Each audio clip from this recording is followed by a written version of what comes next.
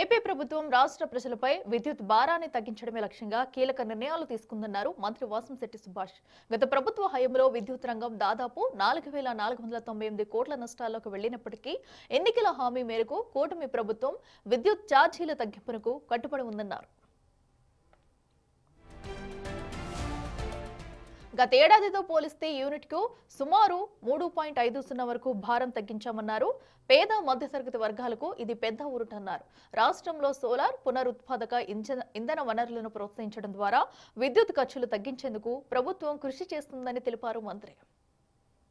అందరికీ నమస్కారం. విద్యుత్ ఛార్జీల భారం ప్రజలపై పడకుండా ఉండేందుకు ముఖ్యమంత్రి శ్రీ నారా చంద్రబాబు నాయుడు గారు చర్యలు తీసుకుంటా ఉన్నారు.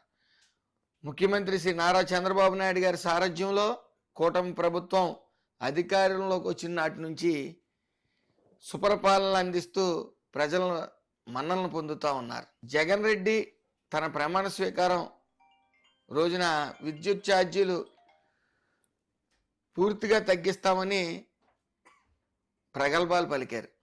కానీ అధికారంలోకి వచ్చిన తర్వాత తన 5 ఏళ్ల అరాచక పాలనలో 9 సార్లు విద్యుత్ పెంచి దాదాపు 32,000 కోట్ల భారం ప్రజలపై మోపారు.